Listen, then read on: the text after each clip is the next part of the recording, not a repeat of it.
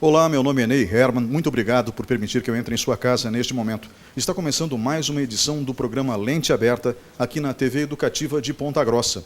Hoje nós vamos falar sobre o Exército Brasileiro. Comigo, no estúdio da TV Educativa, está o general Edson Henrique Ramírez. General, muito obrigado pela sua presença hoje aqui. Boa noite, Ney. Boa noite, telespectadores. Eu que agradeço o convite para poder participar do programa Lente Aberta. Nós voltamos em instantes. Fique com a gente.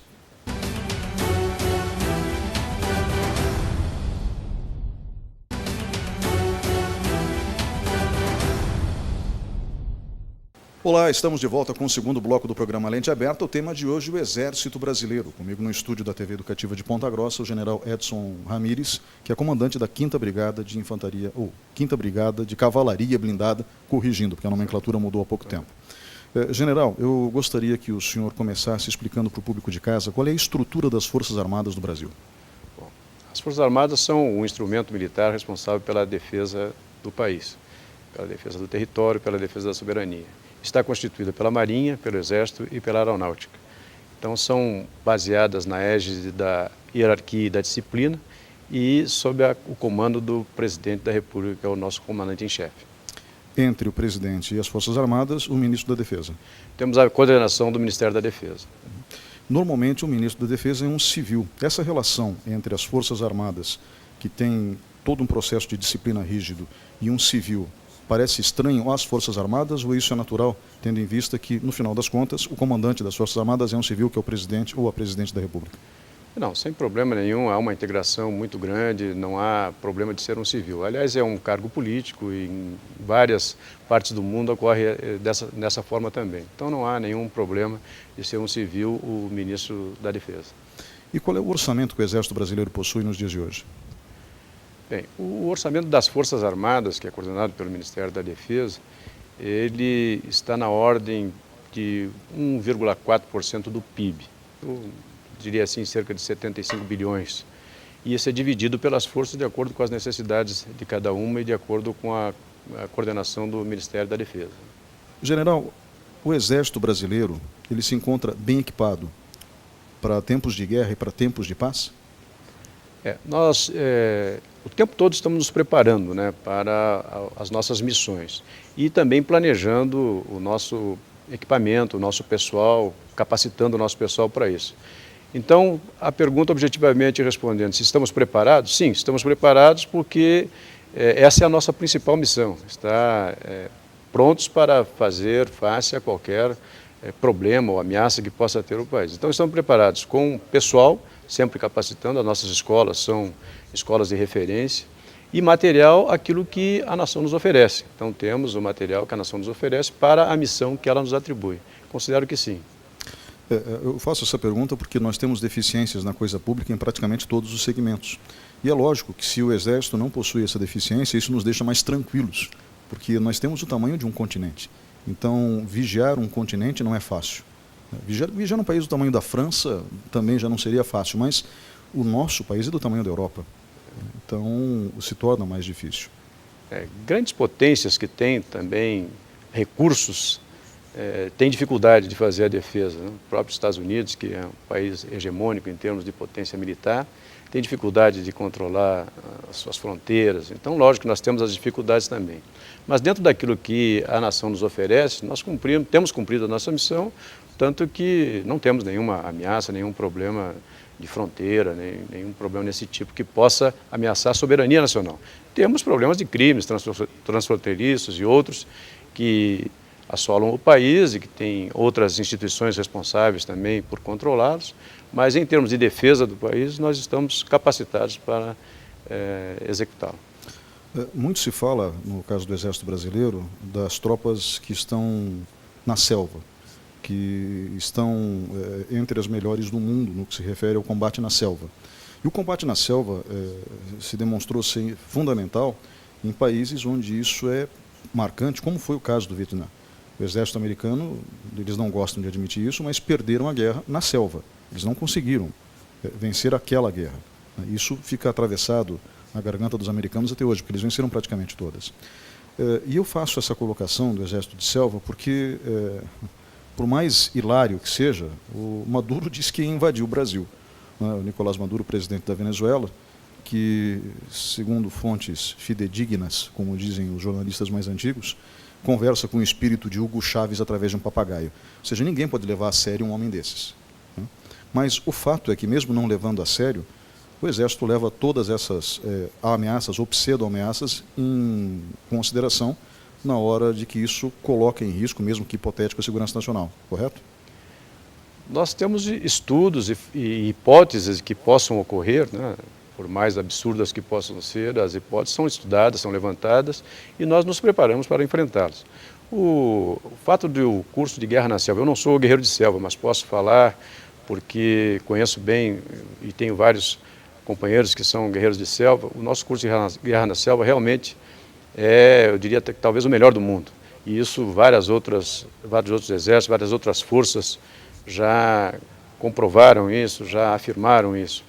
Porque a grande vantagem que nós temos é que o nosso soldado, guerreiro de selva, ele é um habitante local, ou seja, ele vive na floresta. Muitos dos nossos soldados são índios, né, que servem aos nossos aquartelamentos, nas nossas organizações militares, e nos ensinam muito daquilo que eles aprendem na própria selva. Então essa é a grande vantagem que nós temos em relação a outros países, que não têm uma selva como a nossa, com uma diversidade como tem a nossa, e um guerreiro tão competente quanto o nosso. Essa é a vantagem que o nosso curso de Guerra na Selva tem em relação a outros. Que desafios apresenta o país, o Brasil, para que o Exército faça o seu trabalho? Porque nós temos diferentes climas, diferentes relevos.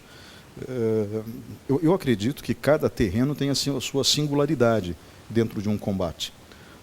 Por exemplo, aqui nós estamos numa região de Planalto, clima frio, pelo menos frio em parte do ano, né? E bem frio nessa parte do ano. Temos a questão do litoral brasileiro, são 7.000 quilômetros de litoral. Tanto que, até onde eu saiba, há pouco tempo atrás, pelo menos era assim, as casas que estavam de frente para a praia pertenciam à Marinha, porque é território da Marinha, né? Esse território só poderia ser ocupado, ou seja, as casas, depois do outro lado da rua que fizesse o limite com o mar, né? E mesmo assim essas casas poderiam ser requisitadas pelas Forças Armadas em caso de guerra. Pelo menos era uma conversa antiga que se tinha, não sei se essa lei foi mudada ou não.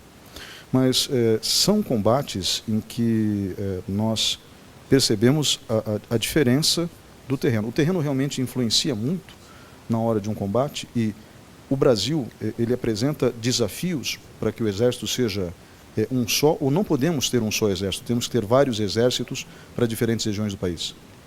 Essa situação das terras da Marinha é um pouco mais complexa. Terreno de Marinha não é exatamente o terreno que está na praia. Existe uma definição mais complexa, mas mais atinente à Marinha realmente eu não vou entrar nesse terreno, mas com relação às Forças Armadas, o país tem realmente uma diversidade geográfica, né, muito grande, e a nossa estrutura militar do Exército ela é também correspondente a cada uma dessas regiões. Nós nos dividimos em comandos militares de área. Cada comando militar de área tem a sua vocação.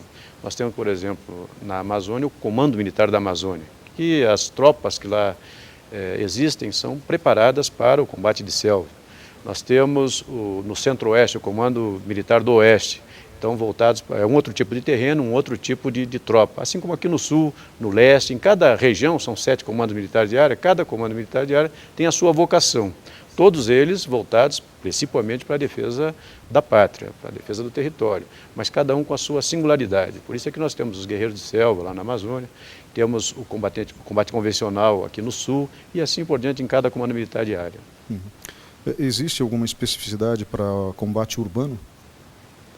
Nós temos tropas preparadas também para isso, para o combate urbano, e talvez a sua pergunta seja mais voltada para a parte de garantia da lei e da ordem. Uhum. Então isso também, nós temos tropas especializadas em todos os comandos militares de área, nós temos tropas especializadas para isso. Porque uma das missões das Forças Armadas também é a garantia da lei e da ordem mediante a convocação dos poderes constituídos. Então nós temos esse preparo também em todos os nossos comandos militares de área. Uhum. General, o senhor falou dos diferentes comandos, falou que são 7 comandos.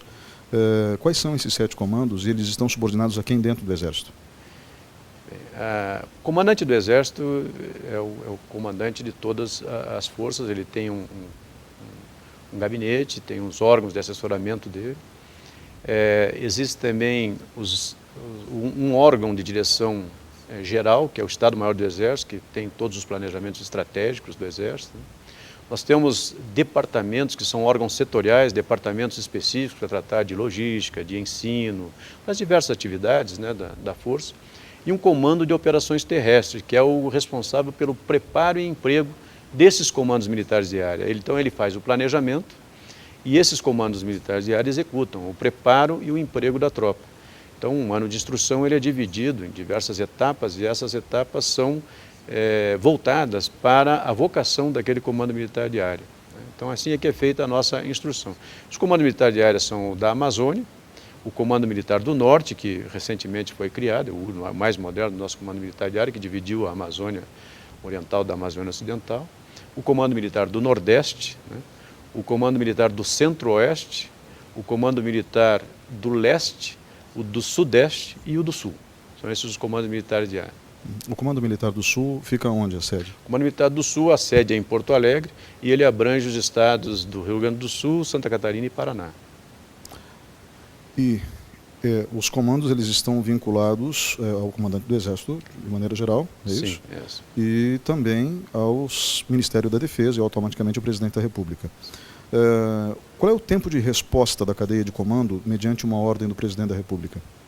É imediato? Bom, com as comunicações de hoje deve sim, ser, né?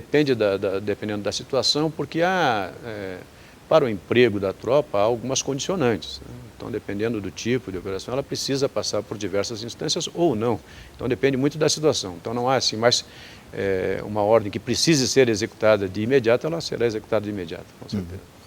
Eu fiz essa pergunta porque quando o senhor falou, né, foi falando no grau de complexidade, eu pensei, mas gerir tudo isso é uma operação de logística terrível, né? Porque se, obviamente, uma dessas regionais precisa de suporte, outra vem em auxílio, eu imagino. Sim, né? sim. E qual é o efetivo? Quantos homens o Exército Brasileiro tem hoje em dia? Nós temos cerca de 220 mil militares, né, no Exército como um todo, né, dividido nesses 7 comandos militares de área. Ou seja, o nosso Exército é de bom tamanho, então, em relação a outros países. Ele é o segundo maior da América Latina e o terceiro das Américas. Né? Em primeiro na América Latina se encontra? O México. O México. E atrás, então, dos Estados Unidos. Eu nem sabia que o México tinha um exército tão numeroso. Eu não fazia ideia. Bem, uma outra curiosidade, porque quando eu falei para conhecidos que faria a entrevista com o senhor, perguntas surgiram de diferentes pontos. E uma delas parece bem simples, e deve ser muito simples para vocês que são do Exército, mas eu gostaria que o senhor me dissesse qual é a estrutura hierárquica das patentes. A pergunta me foi feita, então eu repasso para o senhor. Vamos começar do menor nível, né, que são os soldados e os cabos. Né? Então, nós temos o soldado e o cabo, que é na escala hierárquica é o menor nível, né? Que são aqueles jovens que, na idade de serviço militar, ingressam na Força e podem ficar 1 ano no serviço militar obrigatório ou até 8 anos, que é o tempo máximo que eles podem permanecer na Força. Então, são os executantes, vamos dizer assim, das ações, né, dos planejamentos e todos, cabos e soldados. Aí temos os sargentos, são formados nas nossas escolas, né, então fazem um concurso, fazem o curso e depois do curso são declarados sargentos, né, são formados terceiros sargentos, é o primeiro grau dos graduados, terceiro sargento. O terceiro sargento, ele comanda assim, um efetivo de 9 a 11 homens, é um grupo que nós chamamos, é um grupo, pequenas frações. Depois o segundo sargento, que já pode assumir cargos um pouco mais elevados, comandar um grupo maior, ser um adjunto de pelotão constituído por 30 homens. O primeiro sargento, normalmente também numa função mais próxima do comandante de pelotão, nesse grupo de 30 homens.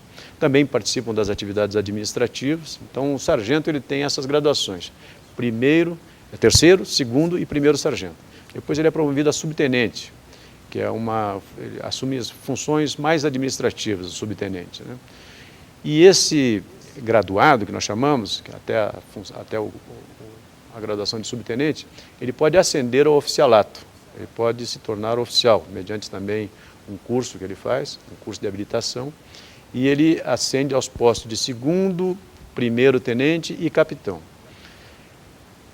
Além dos graduados, eles podem ser formados nas escolas de formação do Exército ou então na tropa. Aí são os temporários, eles podem ficar no máximo 8 anos. Esses que eu falei que formam nas escolas de formação, eles podem chegar até capitão e até 30 anos de serviço, agora podendo aumentar, parece que para 35 há uma probabilidade de aumentar para 35 anos de estudos, né? Mas os temporários não, eles podem ficar até 8 anos e só na graduação de terceiro sargento. Bom, aí nós temos os oficiais. Os oficiais também, mediante concurso, né, fazem a nossa escola preparatória de cadetes, depois ingressam na Academia Militar das Agulhas Negras, são formados aspirantes a oficial. Que aspirantes a oficial eles podem depois ser promovidos, serão promovidos a segundo tenente e a primeiro tenente, são os chamados oficiais subalternos, que comandam grupos do nível pelotão, até 30 homens. Depois de primeiro tenente são promovidos a capitães. Os capitães comandam subunidades, que é um grupo de mais ou menos 120 homens, né? Depois de capitão, eles podem atingir o posto de major, tenente-coronel e coronel. São funções onde eles prestam assessoramentos ou comandam organizações militares que vão de um efetivo de 350 até 1.200 homens. E depois do coronel, os generais, general de brigada, general de divisão e general de exército. O general de brigada, eu, por exemplo, comando uma brigada em torno de 6.000 homens. Um comandante de divisão comanda mais de uma brigada, 2 ou 3 brigadas, conforme a região. Então, somados os 6, 18, 20, dependendo do nível, elas são variáveis. E os generais de exército, que comandam os nossos comandos militares de área, né, todas as regiões que eu me referi anteriormente, e também os nossos departamentos e o Estado-Maior do Exército também, que é o nosso órgão de direção geral.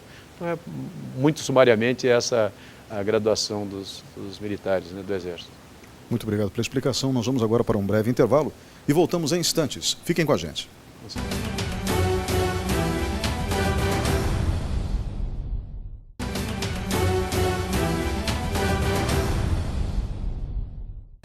Olá, estamos de volta com o terceiro bloco do programa Lente Aberta. O tema de hoje, o Exército Brasileiro. Comigo no estúdio está o general Edson Henrique Ramírez, comandante da 5ª Brigada de Cavalaria Blindada. General, nós falamos antes sobre a estrutura do Exército, passamos rapidamente pela questão de entrarmos ou não em combate, só que faz muito tempo que o Brasil não entra em combate. A última vez, se eu não me engano, foi na Segunda Guerra Mundial. E aqueles homens foram realmente heróis, eles foram por uma situação que eles não estavam tão preparados assim à época, né? É lógico que o governo brasileiro acabou aprendendo muito com isso e o Exército também. Se nós tivéssemos que ir para outro país, numa aliança de guerra ou qualquer coisa do gênero, nós estaríamos preparados para diferentes terrenos, temperaturas? Sim, nós atualmente participamos, juntamente com o Exército de outros países, de diversos cursos, estágios e até mesmo operações. Temos diversos militares nós participando como observadores militares, né? E aí nós aprendemos o que é feito em outros terrenos, em outros países. Então nós temos condições porque esses militares, quando voltam, eles trazem essa experiência e transmitem. As nossas escolas, principalmente, tratam muito desses assuntos com essa possibilidade. Agora, o Brasil não tem essa tradição, né, de atuar em outras áreas. Nós somos voltados para a defesa do país. Agora, participamos em operações de manutenção de paz, que se assemelham em algumas oportunidades a situações de guerra. Mas temos condições porque nos preparamos diuturnamente para enfrentar qualquer obstáculo que possa acontecer ou qualquer missão que recebamos, né? Porque, como eu disse, o nosso país ele é um continente, né? Ele tem os mais diferentes climas. Então, realmente permite que nós tenhamos forças preparadas para enfrentar diferentes tipos de terreno e diferentes climas, por exemplo. Sim. Temos essa condição e, como eu disse, participamos em outras áreas, né, como observadores, e trazemos a experiência. Isso sempre é estudado pelas nossas escolas e os nossos militares têm condições de, quando acionados, poder atuar em qualquer terreno, em qualquer área do país e do mundo. O Exército Brasileiro está vinculado à formação da cidadania no Brasil. Ou seja, quando surge a nação independente, surge também o seu Exército. E, diga-se de passagem, nós temos campanhas vitoriosas. Eu não me lembro de uma guerra que o Brasil tenha perdido. E figuras que são marcantes, como o próprio Duque de Caxias. Agora, no mês de agosto, nós celebramos o aniversário do Duque de Caxias e também o Dia do Soldado, que as duas datas foram relacionadas por um motivo muito simples, né? Duque de Caxias é o patrono do Exército. Essas figuras históricas, elas alimentam o espírito de um soldado, ou seja, olhar para trás, para a história do Exército brasileiro, alimenta o Exército de hoje? Sem dúvida, é fundamental para nós estudarmos a história dos nossos patronos e, fruto do exemplo que eles nos legaram, nós passarmos para as novas gerações aqueles exemplos, aqueles valores que eles sempre cultuaram e que nós continuamos cultuando. Então, esse é fundamental e eu acredito que todos os exércitos do mundo fazem isso. Nós temos exemplos na nossa história de heróis, desde a Guerra do Paraguai, desde Guararapes, na verdade, mas nas maiores guerras que participamos, a Guerra do Paraguai e na Segunda Guerra Mundial, que nos deixaram exemplos de heroísmo, de dedicação, de amor à pátria, de amor à democracia, a defesa dos valores que a nossa sociedade cultua. Então isso é fundamental para que nós possamos repassar para esses jovens que anualmente ingressam nas nossas forças. O senhor falou em contato. Existem, por exemplo, palestras que os expedicionários da FEB dão para jovens, porque, como eu disse na abertura do bloco, o que esses senhores enfrentaram na Europa, na Itália, na Segunda Guerra Mundial, não era aquilo que eles estavam esperando, né? Talvez quem esteja nos ouvindo agora não saiba, mas nós fomos para lá sem conhecer a realidade climática e de terreno. Isso, à época, as comunicações eram muito diferentes de hoje, né? Não era uma realidade global como é hoje. E esses senhores se adaptaram, tiveram ajuda do exército americano em alguns aspectos de logística, mas o fato é que se a Itália acabou se livrando do fascismo e, na consequência, dos nazistas, basicamente por conta do apoio do exército brasileiro. Na época da Segunda Guerra Mundial, nós vimos de uma outra situação, né? Nós tivemos aqui no Brasil a missão militar francesa e o nosso equipamento, o nosso material, a nossa doutrina era toda trazida do exército francês. E para a Segunda Guerra Mundial nós tivemos que nos adaptar. Então tivemos que combater com uma doutrina diferente, com um equipamento diferente, num local desconhecido. Então tivemos que nos preparar para isso. Mas mesmo assim, naquele período em que a Força Expedicionária foi preparada, cerca de 1 ano e meio, quase 2 anos, ela foi preparada, particularmente ali no Rio de Janeiro, foi criado um centro de instrução especializado, onde a nossa tropa foi preparada, vieram instrutores americanos, o equipamento que era utilizado pelos americanos foi trazido para que nós pudéssemos nos adaptar, e assim foram os nossos pracinhas, foram adaptados e mostraram no território estrangeiro, na Itália, de que nós temos essa capacidade de adaptar, de certa forma, até facilmente. Com o tempo que tivemos de preparação, foi facilmente. E voltamos vitoriosos, né, com fatos muito, muito importantes. Então, hoje em dia, lógico que a nossa preparação, fruto até da experiência que tivemos, é muito melhor. As informações, o material, nós temos o preparo. Se recebermos o material, temos condições de emprego imediato. General, eu fiz essa pergunta relacionada à questão da tecnologia, à questão do conhecimento, por um motivo muito simples. Quando nós nos preparamos para tudo, nós investimos em tecnologia. E grande parte das tecnologias que nós utilizamos hoje foram criadas para as Forças Armadas, em qualquer lugar do mundo. Então as Forças Armadas têm um papel vital no desenvolvimento de tecnologias, né? A internet, por exemplo, surgiu dentro do Exército Americano, não é isso? É verdade. Nós temos no Brasil os nossos institutos militares, né? O Instituto Militar de Engenharia, o IME do Exército, o ITA da Força Aérea. E agora nós estamos criando um polo tecnológico lá no Rio de Janeiro, na região ali de Guaratiba, em que o Exército, com parcerias público-privadas, está instalando esse polo para que nós continuemos sendo essa ponta, né, de lança, vamos dizer assim, das tecnologias que poderemos ainda aproveitar para a sociedade, para o emprego dual. Por isso é que são feitas parcerias com instituições civis, né, que é um emprego dual, pode ser tanto empregado para o uso militar quanto para o uso civil. E é interessante os gênios que passaram ao longo da história das Forças Armadas do mundo pela, como eu posso dizer, engenharia militar. Leonardo da Vinci criou o primeiro protótipo de um tanque de guerra, até onde eu saiba, né? Se não foi o primeiro do mundo, foi o primeiro do Ocidente, na Europa com certeza. Leonardo da Vinci era também engenheiro militar, não era? Era também. E o helicóptero e outras invenções de Leonardo da Vinci também foram mais tarde efetivadas, né, e utilizadas ou em operações militares ou até mesmo no meio civil, né? Então aí a gente tem citando um nome, que é Leonardo da Vinci, a gente tem a noção de como gravita em torno das Forças Armadas a possibilidade de modificação da realidade através do preparo para a guerra, mesmo mantendo a paz. Porque ninguém quer a guerra, né, general? Na realidade, existe um ditado que o senhor mencionava, inclusive, antes de iniciarmos o programa, que faz parte, mesmo que pareça uma contradição, faz parte da lógica das Forças Armadas ao redor do mundo, não é isso? Vis pacem para bellum, né? Ou se queres a paz, prepara-te para a guerra. E é isso que as Forças Armadas fazem, preparar-se para a guerra, embora não a queiramos, e o fato de nós estarmos preparados torna-se um óbice para qualquer tentativa, né, de trazer alguma ofensa ao solo brasileiro, à população brasileira, ou às riquezas que nós temos, né?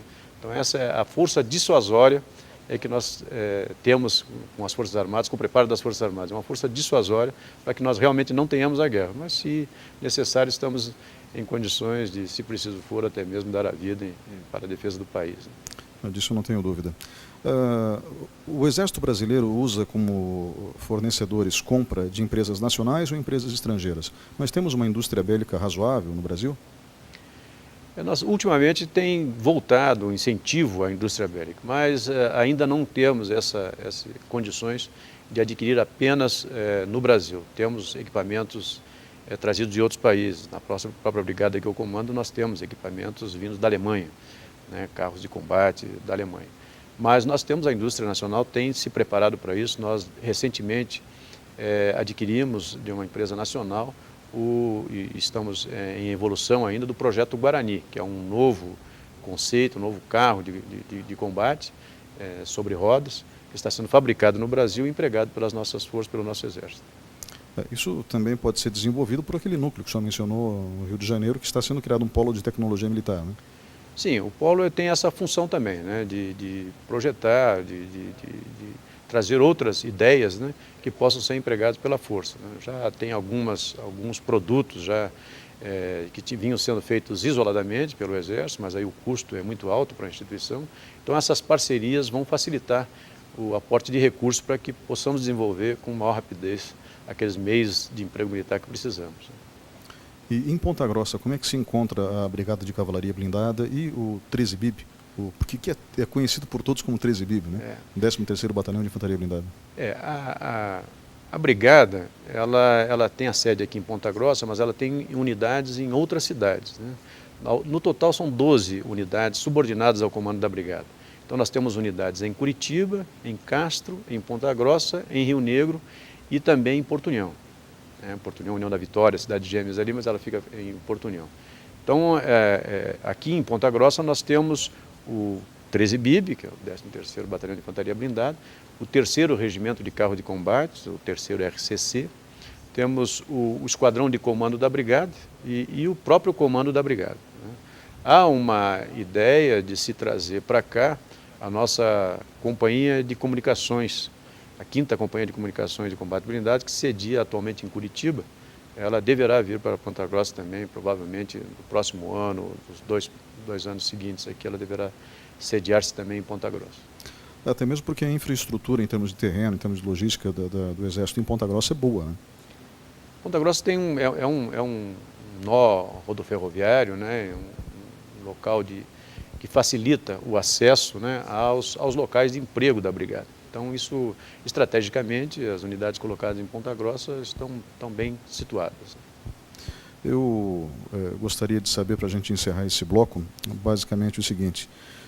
O senhor falou das unidades. Quantos homens nós temos debaixo do seu comando, ou seja, na 5ª Brigada? São em torno de 6.000 homens, de 5.500 a 6.000 homens que nós temos. Atualmente nós estamos com 5.500 homens. E as unidades, elas têm unidade que tem 350 homens, unidade que tem 150 homens, assim, depende do tipo de unidade, né? Mas na brigada são atualmente 5.500 homens, na brigada como um todo. Aqui em Ponta Grossa são 1.500. Ou seja, no batalhão são 1.500 homens, é isso? No 13 BIB? Não, o 13 BIB ele está com cerca de 800 homens, mais ou menos.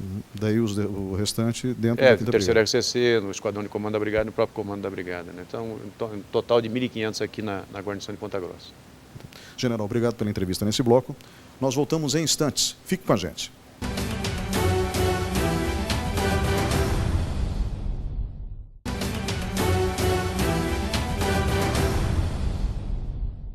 Olá, estamos de volta com o quarto e último bloco do programa Lente Aberta de hoje, falando sobre o Exército Brasileiro. Comigo no estúdio está o General Edson Henrique Ramírez, comandante da 5ª Brigada de Cavalaria Blindada. General, o meio militar gerou pensadores que são estudados até hoje dentro do meio empresarial, como von Clausewitz e Sun Tzu. Esse último, chinês, dentro de uma cultura milenar, criou lições que são lidas por todos. O próprio senador Roberto Requião disse que é um dos seus livros de cabeceira.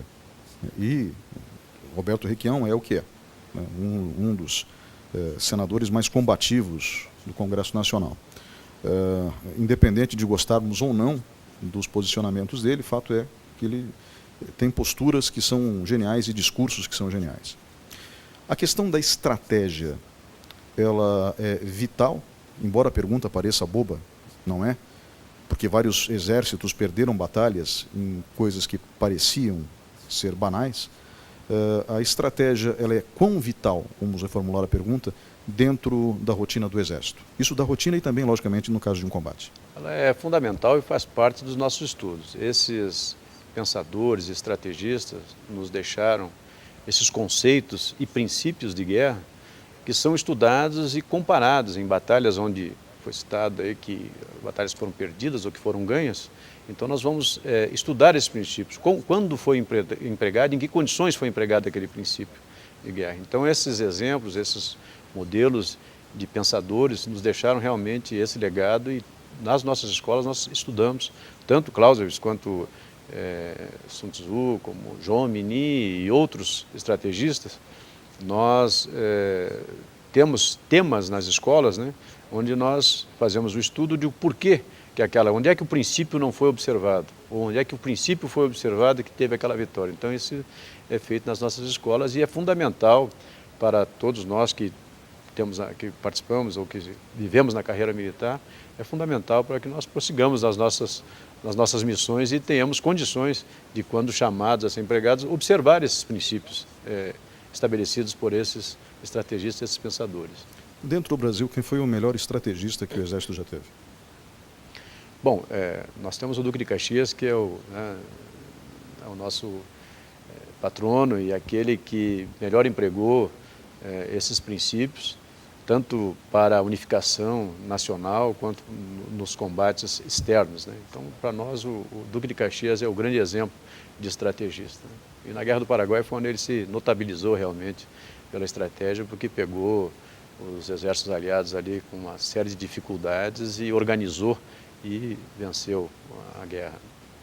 Poucas pessoas sabem, mas o Paraguai era muito bem organizado do ponto de vista militar naquela época, né? Mais que os outros 3 países juntos. Então, por isso que foi tão difícil vencer a guerra, né? Foram 5 anos. Bem, general, eu gostaria que o senhor falasse um pouquinho sobre, o senhor falou escolas, né? Sobre as escolas que temos dentro do Exército. O senhor mencionou o ITA. O ITA da Aeronáutica. Exatamente. O senhor mencionou a Academia Militar das Agulhas Negras.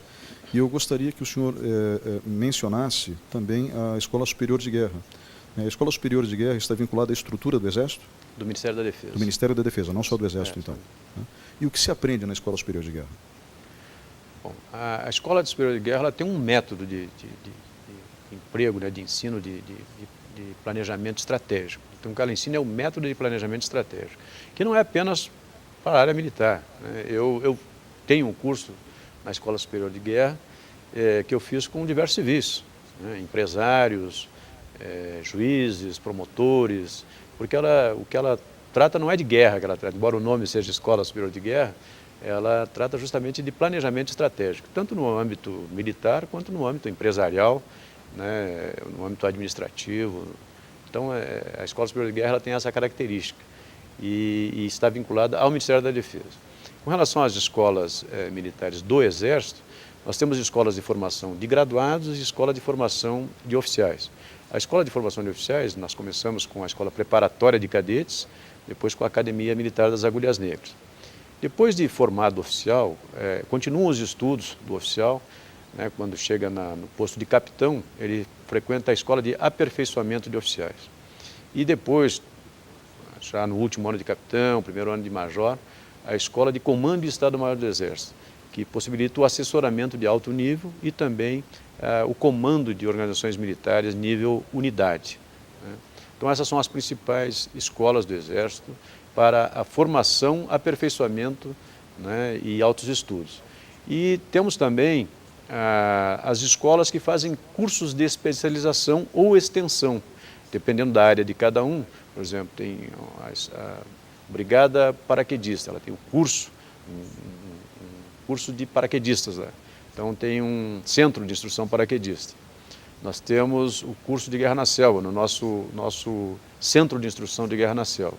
E diversos outros cursos de especialização. Já na situação dos graduados, eles têm, ou como civil, ou como cabo, ou soldado, podem fazer um concurso, nível nacional. Agora, recentemente, nós tivemos 92 mil inscrições para o concurso da Escola de Sargento das Armas, e ele frequenta essa escola, Escola de Sargento das Armas, ou a Escola de Sargento Logístico. A Escola de Sargento das Armas fica em Três Corações, Minas Gerais, e a SLOG, Escola de Sargento Logístico, fica no Rio de Janeiro, que é a área logística, né, que se formam as áreas técnicas. E depois eles têm também os cursos de aperfeiçoamento, os graduados também fazem um curso de aperfeiçoamento. Fica na EASA, né, Escola de Aperfeiçoamento de Sargento das Armas, que fica em Cruz Alta, no Rio Grande do Sul. E temos escolas dentro das próprias organizações militares. Por exemplo, o 13 BIB, aqui na guarnição de Ponta Grossa, tem o núcleo de preparação dos oficiais da reserva, que são aqueles oficiais temporários, que podem ficar até 8 anos. Então nós temos tanto as escolas que preparam para a formação e aperfeiçoamento, quanto essas escolas que preparam na tropa os militares para desempenho de diversos cargos, tanto na parte de graduados quanto na parte de oficiais. Os sargentos também podem ser preparados na tropa como sargentos temporários, que podem ficar até 8 anos na força. O tema de hoje é o Exército Brasileiro, mas quando eu mencionei o ITA e quando eu mencionei a Escola Superior de Guerra, a Escola Superior de Guerra foi por pura curiosidade, e no caso do ITA eu mencionei só porque nós tínhamos mencionado isso lá atrás, no começo do programa, né, entre o processo de preparação e de qualificação para que existisse então uma mudança de nível dentro das Forças Armadas. Mas eu gostaria agora de saber do senhor o seguinte: a filosofia militar por trás da formação.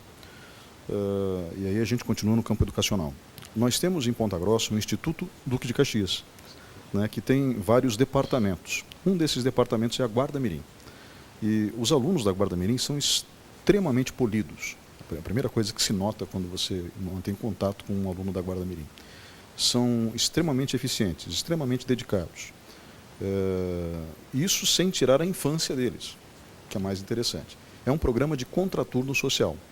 Nós ainda não temos todas as escolas em tempo integral, oxalá isso aconteça logo, mas o fato é que é agradável de se ver uma criança disciplinada nos dias de hoje, porque isso não acontece o tempo todo, né? Parece que nós vivemos a ditadura das crianças, onde elas fazem o que bem entendem, e isso também não é correto. Não era no meu tempo, acho que não era no seu tempo, né? As crianças devem ser livres para brincar, devem ser respeitadas, mas é óbvio que elas também têm que seguir aquilo que os pais dizem, como ordem, né?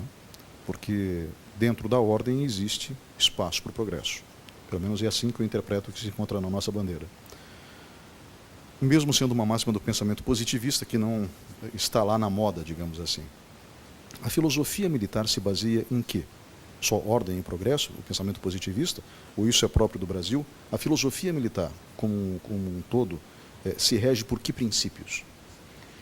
Na verdade, a nossa instituição, as nossas instituições militares, elas são baseadas na hierarquia e na disciplina. Essa é o grande mote, a grande base das Forças Armadas. Eu acredito que o caso citado aí da Guarda Mirim, o que esses garotos têm é justamente isso, hierarquia e disciplina, que são fundamentais para a vida, não apenas para as forças militares, né, mas para a vida. Citou aí o caso das crianças que hoje em dia não têm limites. Outro dia eu assisti um professor numa entrevista dizendo o seguinte, que antigamente o pai chegava num restaurante com o filho, indicava a cadeira para o filho sentar e servia a comida que ele ia comer. Hoje em dia o pai chega e pergunta, filhinho, onde é que quer sentar? Filhinho, o que quer comer? E nem sempre onde a criança quer sentar ou o que ela quer comer é bom para ela, né? Então ela precisa ter limites. E eu acredito que a hierarquia e disciplina ela coloca esses limites. Também um consultor que é conhecido aí de profissões, Max Gehring, tem uma oportunidade, ele publicou em uma revista dessas semanais, uma consulta que um jovem fez a ele. Um jovem no período de serviço militar perguntou a ele se servir o exército ia causar algum transtorno para a carreira dele. E ele respondeu muito adequadamente, dizendo que, olha, hoje em dia a quantidade de jovens que servem é muito inferior à necessidade das Forças Armadas. Então, provavelmente, a escolha será sua, ele respondendo, né? Diz assim, olha, se um exemplo pessoal servir, o tempo que eu passei no Exército me deu dois conceitos fundamentais para a vida, hierarquia e disciplina. Diz ele, não perdi a ironia nem a rebeldia, mas aprendi a usá-las na dose certa. Em suma, ele concluiu dizendo que o tempo que ele passou no Exército foi mais útil para ele do que a pós-graduação. Então, um civil com sucesso que tem, dizendo uma situação dessa, contando uma situação dessa, nos dá a certeza de que hierarquia e disciplina realmente são fundamentais e regem a nossa filosofia de trabalho. Bem, o senhor é comandante da 5ª Brigada de Cavalaria Blindada e está saindo de Ponta Grossa, indo para Brasília. Que função o senhor vai exercer em Brasília e o que o senhor vai levar de Ponta Grossa com o senhor, nesses 18 meses que o senhor ficou aqui? Eu, na verdade, estou saindo e passando o comando por força da minha transferência para a reserva, que é a aposentadoria do militar, né? Eu estou me transferindo para a reserva. Então, vou residir em Brasília, porque lá é minha base, meus filhos estão lá, né? Então, a esposa decidiu ficar perto dos filhos, vamos morar em Brasília. Há a ideia de continuar trabalhando em algumas outras atividades, mas, por enquanto, ainda vamos aproveitar para descansar um pouco. Mas a minha vinda aqui para Ponta Grossa e comandar a 5ª Brigada de Cavalaria Blindada foi um prêmio na minha carreira. Esta brigada, ela é a única brigada de cavalaria blindada do Exército Brasileiro, ela é muito almejado o comando dela por nós militares, né, que chegamos ao posto de general. E o fato também, além de ser uma brigada poderosa pelos equipamentos que tem, pelo pessoal que a compõe, o fato de estar situado em Ponta Grossa, ela é uma sociedade, a sociedade princesina aqui, nos acolhe muito bem. Acolhe os militares aqui, nós nos sentimos muito bem, muito integrados à sociedade. E isso, para mim, para minha esposa, aqui nesses 18 meses que ficamos aqui, foi um prêmio, né, de coroamento da nossa vida militar, vamos dizer assim. Então eu levo daqui, já saio com saudade de Ponta Grossa, porque fiz aqui boas amizades, que espero perdurem, né? E os diversos convites que me fazem para voltar aqui em visita dá essa ideia de que realmente, apesar de pouco tempo, nós nos integramos bem à sociedade e conseguimos ser conquistados pela sociedade princesina. Então, meu muito obrigado pela acolhida, pela maneira cavalheiresca, amigável e que a sociedade nos recebeu aqui. E que lembranças o senhor vai levar da tropa?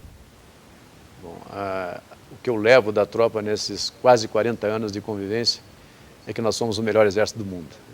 E eu tive o orgulho de participar dessa instituição, tenho o orgulho de participar dessa instituição, porque, como disse o general Rodrigo Otávio, essa farda que a gente veste, ela é uma pele que adere e que a gente não consegue tirar, mesmo quando vai para a reserva, a gente continua sendo verde-oliva.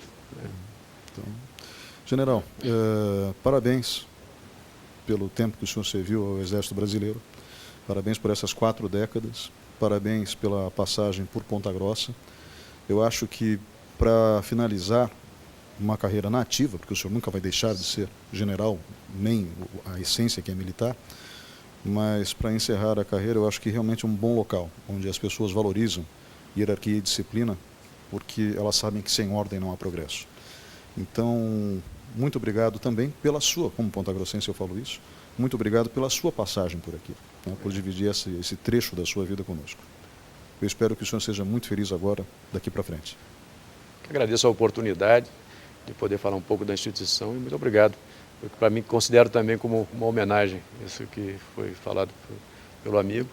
E também, em Brasília, continuaremos fazendo o nosso a nossa boa impressão, transmitindo a nossa boa impressão aqui de Ponta Grossa. Um grande abraço. Um abraço. E um grande abraço a você que estava nos assistindo até agora. O programa Lente Aberta fica por aqui. Voltamos na semana que vem.